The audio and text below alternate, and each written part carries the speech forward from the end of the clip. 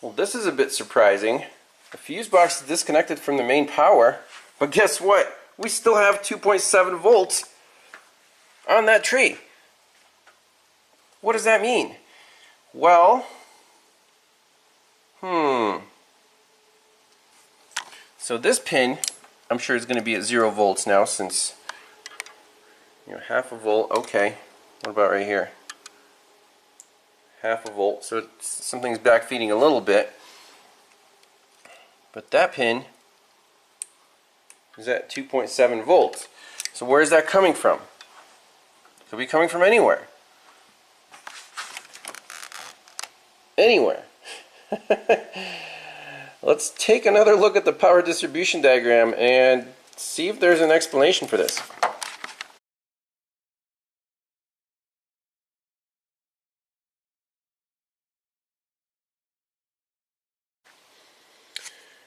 Well, there is another variable. We pulled the populated fuses, so in this row 89, 90, 91, 92, 93. So 90 goes to PCM, and then 92 and 93 were also populated. We pulled those, nothing changed.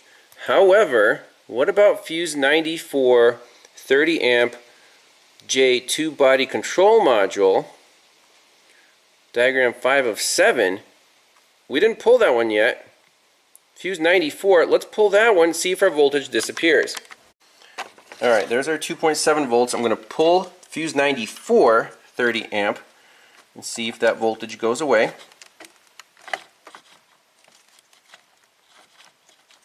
Carefully.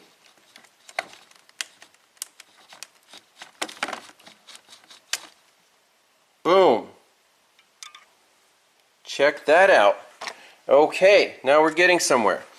So this pin, 0. This pin, 2.8 volts.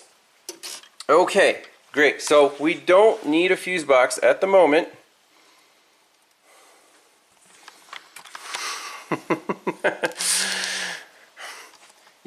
Guys, in this industry, when you're looking at diagrams, you have to check off everything that's on the tree. I assumed it was just the 5 little fuses. No, there's also one big one. Good thing we noticed. We don't need a fuse box. That was a close call. Now let's see where that pin goes. Apparently towards the BCM. It's a gray and brown wire, looks like.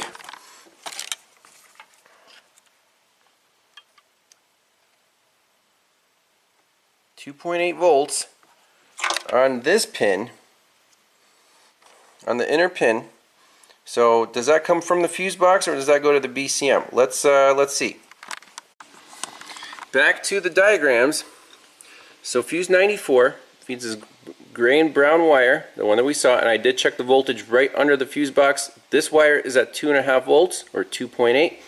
So let's go to diagram 5 of 7. So this one right here, J, left kick panel, BCM, and it feeds these fuses. Fuse 34, 10 amp, 33, 41, 42, 37, 36, and 35.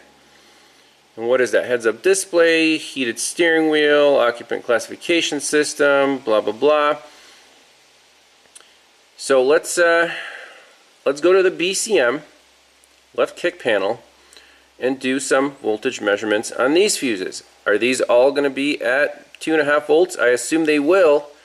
And then we have to pull these one at a time and see if that reading changes. So isn't this crazy? We started with the PCM being alive, found a stray voltage on the ignition on, power feed source, and it's backfeeding from the BCM.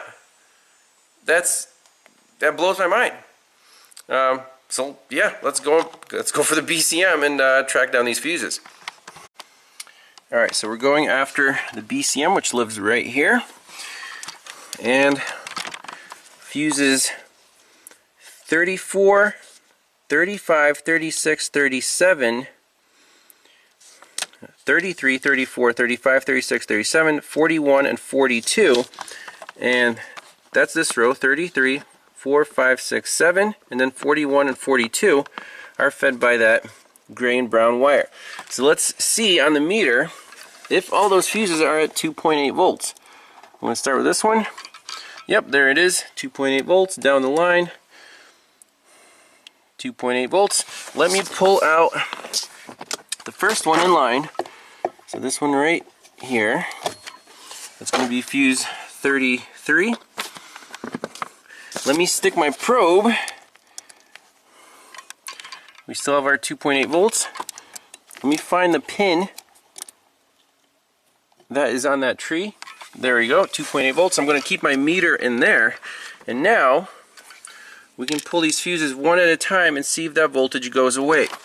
So for example, next one, let me arrange my probe so it doesn't pop out. Like that. Make sure your reading is good, 2.8 volts. So fuse 34.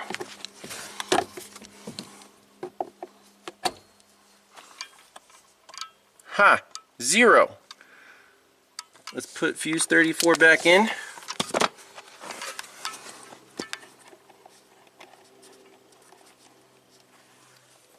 .8 volts. Fuse 34 is out. 0.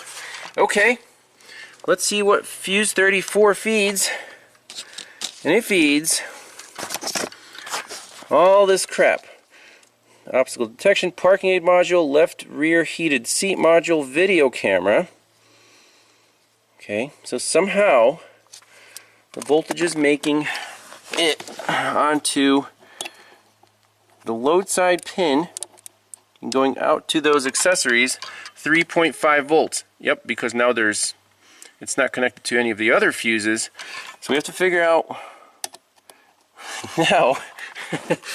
So if we remove fuse 34, this is now okay, this whole tree, and we have 3.5 volts right here.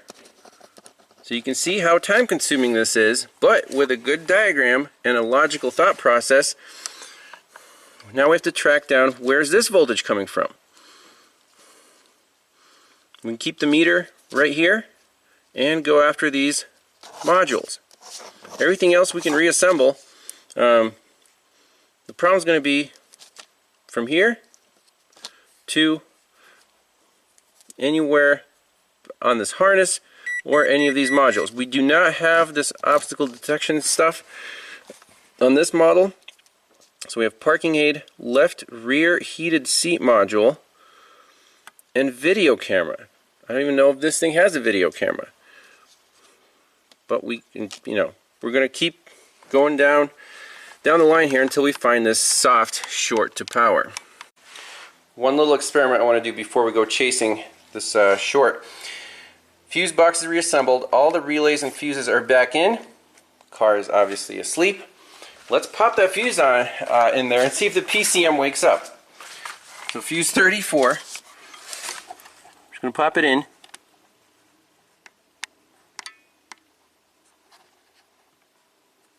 Let's measure the voltage on here now.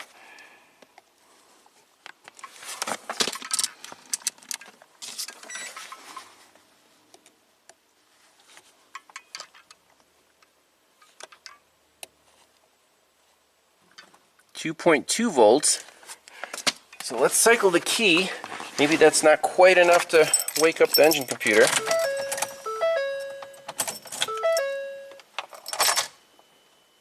So you can hear the throttle body buzzing. Let's take out fuse 34. Boom. PCM shut off. We have no more voltage on this leg. We just have voltage on 3.5 volts on there. So perfect. We're kind of close to done. We can leave this fuse out because who needs all this crap? But we want to diagnose it all the way, so we're going to have to track down where this little short to power is coming from. Just for kicks, I did another full code scan with fuse 34 pulled out. PCM is now asleep, so it fixed that problem. So we have 1, 2, 3, 4, 5, 6, 7, 8, 9, 10, 11 modules still awake. I guess that's okay. Parking aid module is offline. So what's the next step? let's do some research if this thing is equipped with any of the other modules on this tree. I know we have parking aid, but left rear heated seat module, I don't think we have that. Video camera. We can look up some wiring diagrams, see if, you know, front controls interface module. The video camera, which module that would be under here. But audio display, cruise control module, head-up display. Yeah, I'm not exactly sure if we're equipped with a camera. We do have a camera. Interesting. So I'm curious now. We do have a rear backup camera.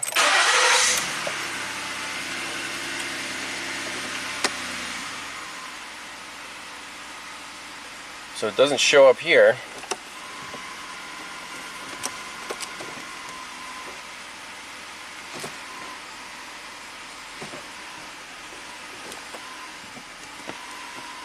Let's do one more full code scan.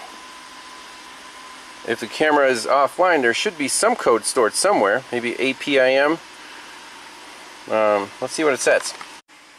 Alright, so check this out. We got two codes stored. Vision system camera in the accessory protocol interface module, APIM, and instrument panel cluster says missing communication with parking assist control module A. Perfect. Let me save this report.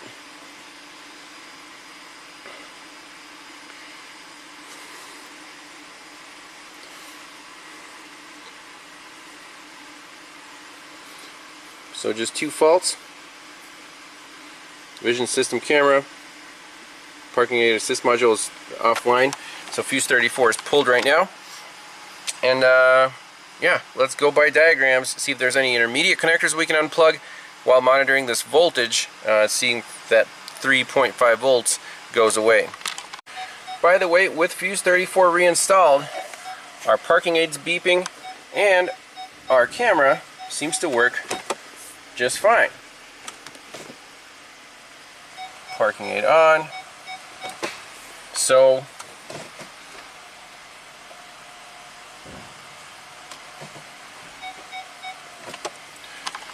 that tells me the modules are likely okay. We have a green crusty somewhere that's feeding voltage to the circuit. And that's going to be fun to find. Alright, another half hour of research. So the two modules that are on this tree are the parking aid module and the video camera, the rear vision camera.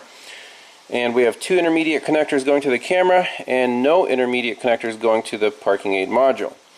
Now, where do these things live? Where does this harness go? There's a splice, S308. Where is that? All data to the rescue. So the parking aid module lives right here in the left rear corner inside the car. Then the rear camera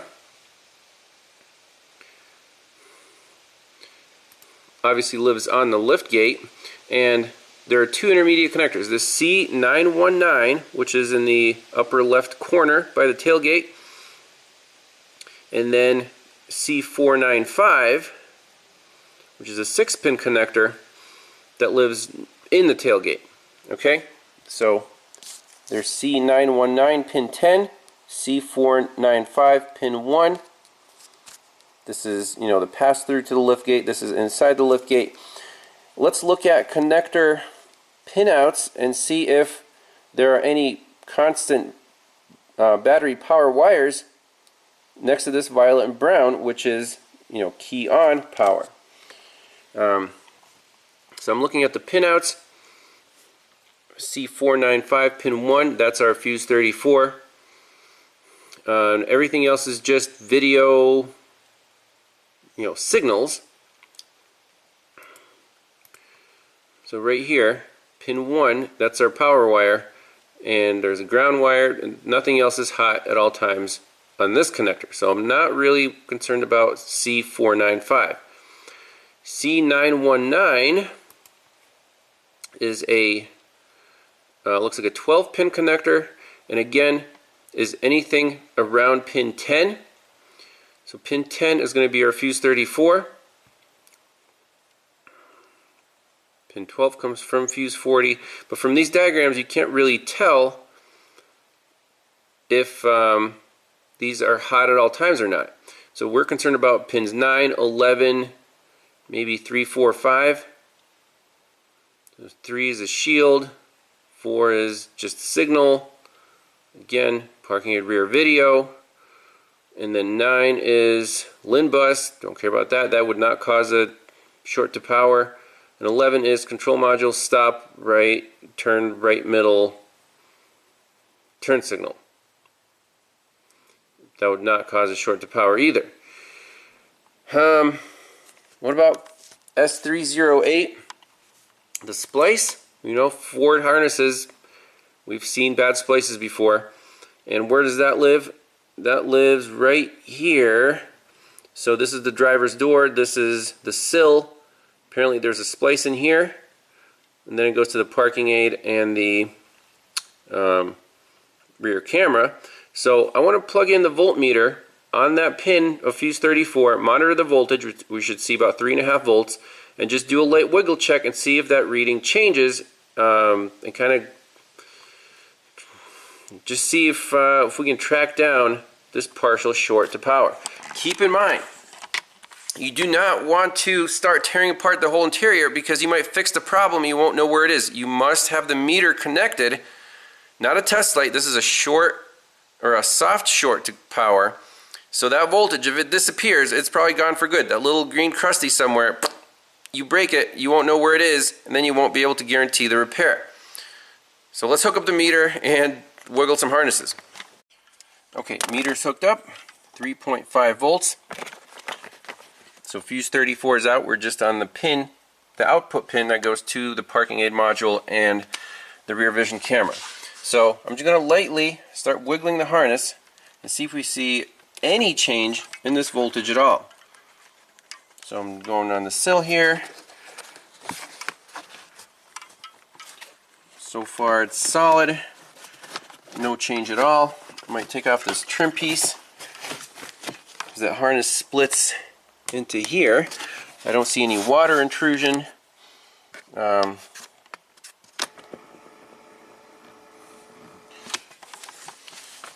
I'm going to keep poking around. If I see a change in the meter, I'll turn the camera back on. Alright, let's open the lift gate while looking at that voltage. So I'm just going to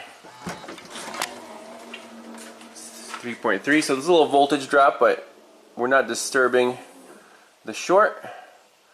It's fully up, 3.45. We could try to get in here into this connector. See if we're going after this camera or not. So this is the time-consuming part, is tracking down this partial short to voltage. But you have to be extremely careful not to fix the problem while you're, wiggling stuff around. Maybe pull down this trim piece right here and unplug connector. Was it 919?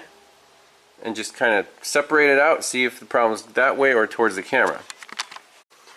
0 volts. I unplugged connector C919 right here. It looks clean. Let's plug it back in. It goes right to this pass-through. I don't know if I can do this single-handedly. It's right behind the headliner. Alright, plug the connector back in. We're back up to 3.5 volts. This is crazy.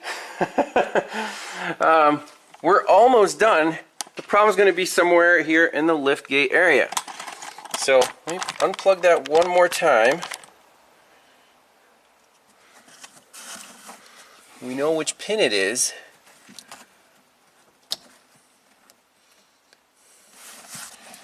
So there's the proof. 0 millivolts. Now, question is,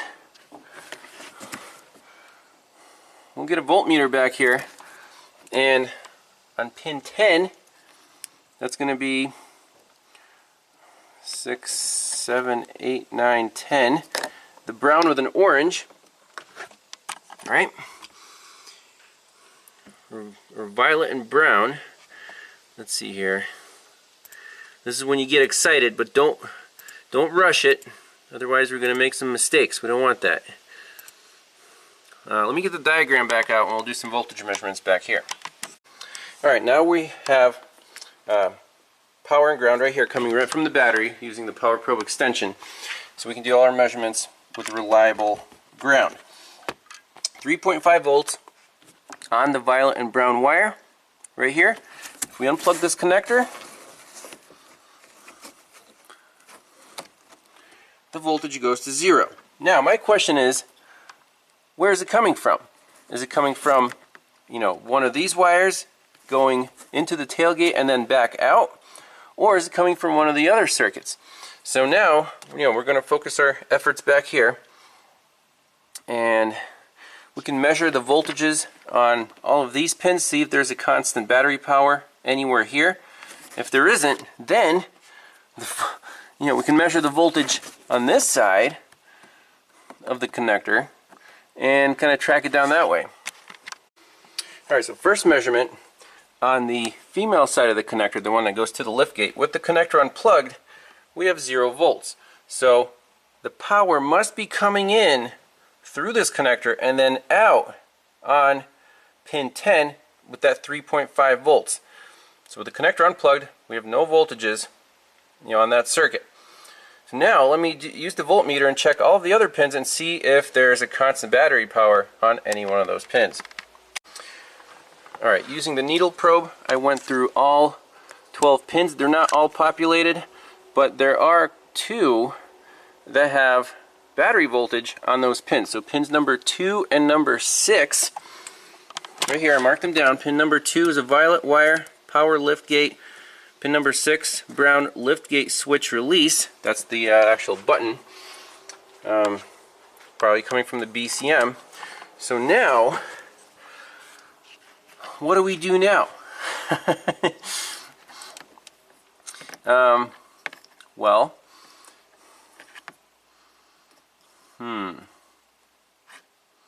we can reconnect it, keep measuring the voltage on here, and then take off the trim piece here, go for the button or this power liftgate. We have to look up the diagrams for those. Where do those 2 wires go? Somehow they're crossing over into the power feed for the rear vision camera. Okay, now looking up power liftgate diagrams, I'm looking for connector C919, constant power pins. So there's pin 6, there's the liftgate release switch, that's just the button, and we have constant battery power, sense voltage at this pin. So that makes sense, that's pin 6. And then the next page, we have the liftgate latch unlatch assembly, and C919 pin 2, violet selector gear switch, switch is normally open. So this guy right here, if you unplug C919, there's another sense voltage. This is a pulled down circuit. You can see this is a ground right here. So if you unplug this, we expect to see battery voltage on here, and we do. So those 2 pins are the only ones that have battery voltage on them at all times, and if you unplug that connector, there's nothing else backfeeding it, the fuse 34 circuit from the liftgate side. So you have to look at diagrams and draw this out and make sure it makes sense in your head. There are quite a few variables here, but you have to follow the data. So what does the data show us next, or what's the next step? I think I'm going to plug C919 back in and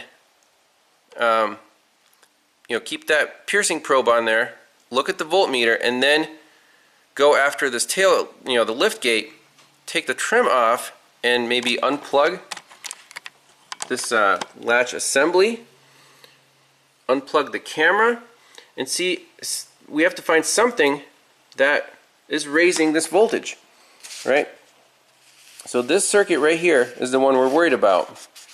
Something's backfeeding voltage into this pin 10 on C919. Let's try to find it. And guys, by the way, it is really nice that this car is staying broken this entire time. 3.5 volts. We can do a little wiggle check, like right here at this flex.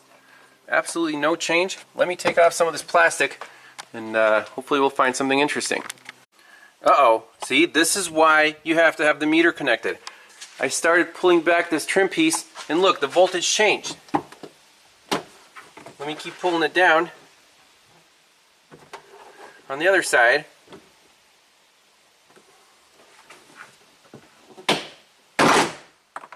two volts, 1.3 volts. We're getting close. We're getting very, very close. Let me focus you guys in on the meter. It's hard to do the meter and the action shots at the same time. We're going to find this green crusty. We have to. So let me finish taking off this trim piece.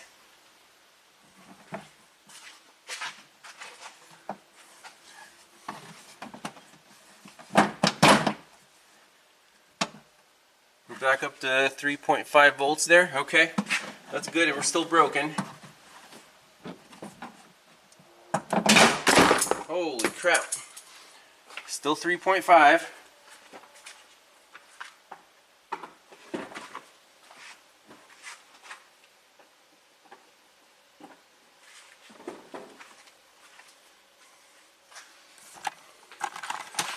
Now, here's the wiring loom. Let's look for cross-contamination between this latch assembly and the rear camera. The rear camera lives right up there. That's going to be this connector right here. That's the camera connector.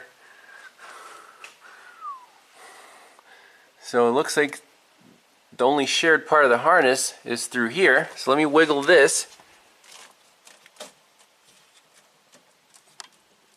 It's changing a little bit. There it is. I'm just wiggling right here.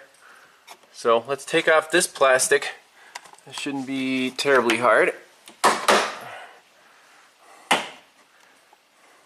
Keep watching that meter.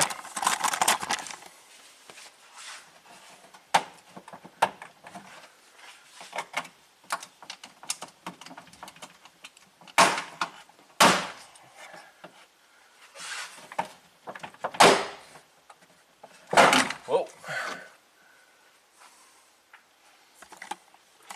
Alright, so what do we see here? Here comes the loom. I'm just going to gently wiggle it while watching the meter.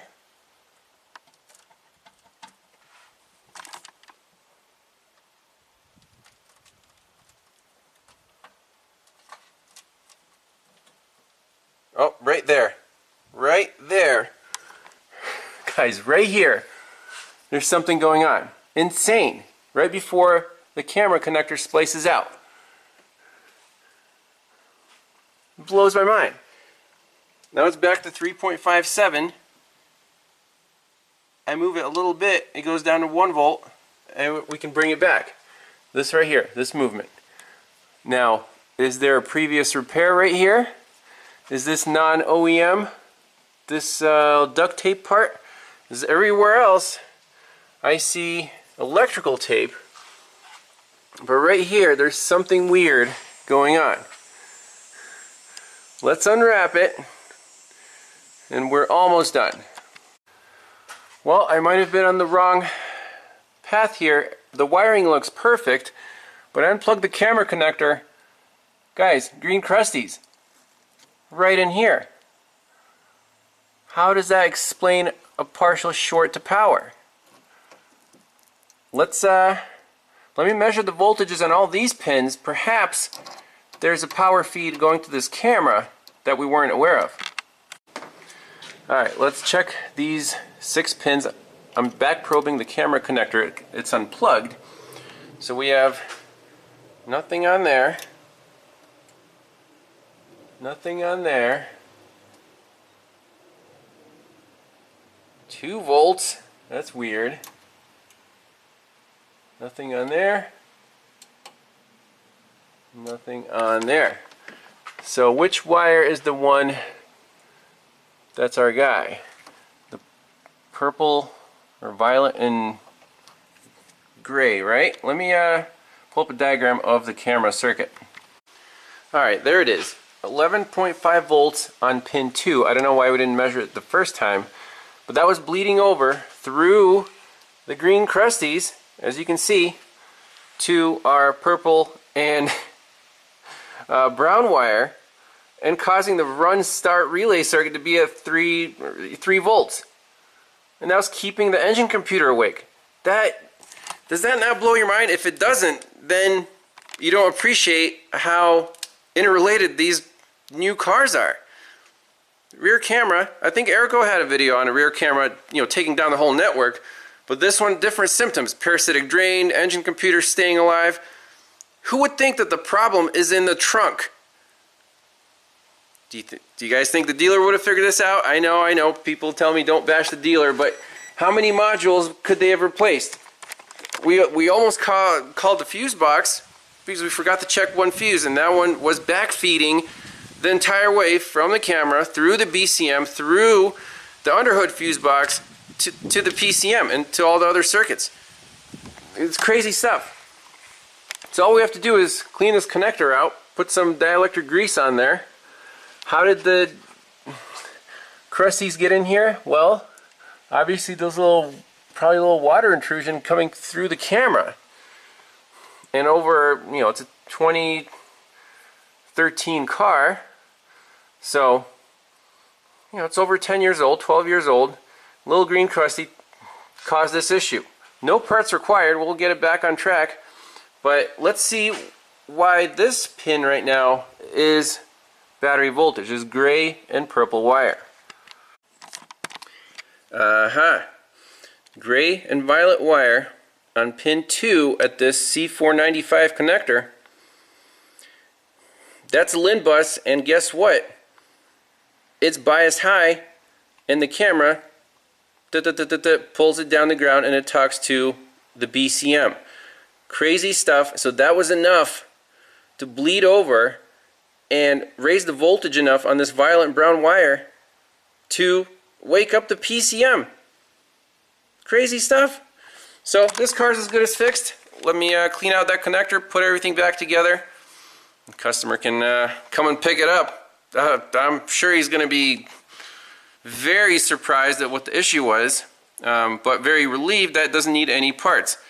Flagship 1 PCM, that was completely the wrong call, obviously, and even if it was the right call, it probably wouldn't have worked because, Flagship 1, 50-50, don't even try that. So let's finish her up. By the way, small mistake that I made when we disconnected C919. I said only pins 2 and 6 were high. Well, guess what? Pin 9 was also high. The probe must have not made a good contact. That is the gray and violet wire. That's the LIN to the camera. That's 11.9 volts. Let me prove that.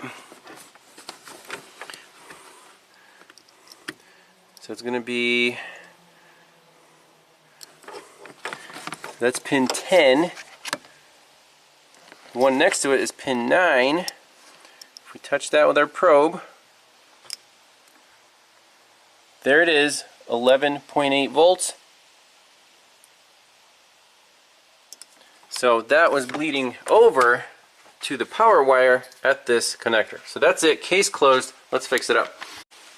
So for cleaning this connector, we're going to need Deoxit spray, a little pipe cleaner brush, and some dielectric grease to try to keep the green crusties at bay for another 10 years. So let me clean it out, plug it in, we'll finish this up. So on the female side of the connector, I actually slid out the little retainer piece, and you can see the green crusties can bridge inside of a connector half. That's why it's very important to do a thorough job cleaning. You can't just spray it and plug it back in. See this retainer? It's the green crusties are everywhere. Right in between there. Right between there. So let me get in there with a pipe cleaner and Deoxit and blow it out. make sure this thing is as good as new. I gotta say, these little pipe cleaners work magic with the deoxit. It'll get to all the little grooves, cavities, make this thing look like the green crusties were never there to begin with. That's it. Nice and shiny. So already did the magic on here. Looks nice and clean. All we gotta do is pop in the retainer. Single-handedly, of course. Beautiful. So before plugging this connector in, I filled the cavities with dielectric grease from the back and from the front. So just in case a little drop of water comes down, it's not going to get inside of the connector. So hopefully this will make it last. Let's put it all back together, take it for a test drive, and do a final parasitic draw measurement. So plugging everything back in, fuse is in, connector's connected, proof is in the voltmeter, 0 volts. We're done. Let's clear the codes out and take this thing for a rip. Alright, everything seems to be working. Take a little test drive up and down the street.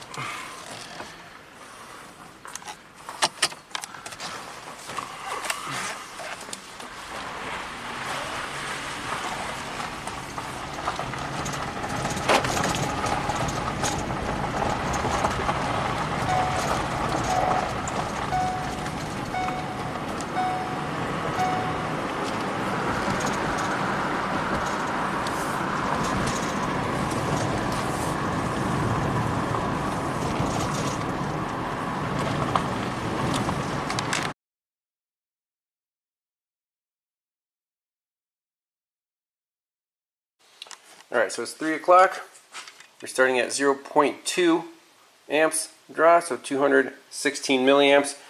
Let's wait 15 minutes and see if our draw goes to, I like to see about 10 milliamps at full sleep. Alright, just beautiful. It's only been 10 minutes. We're down to 12 milliamps.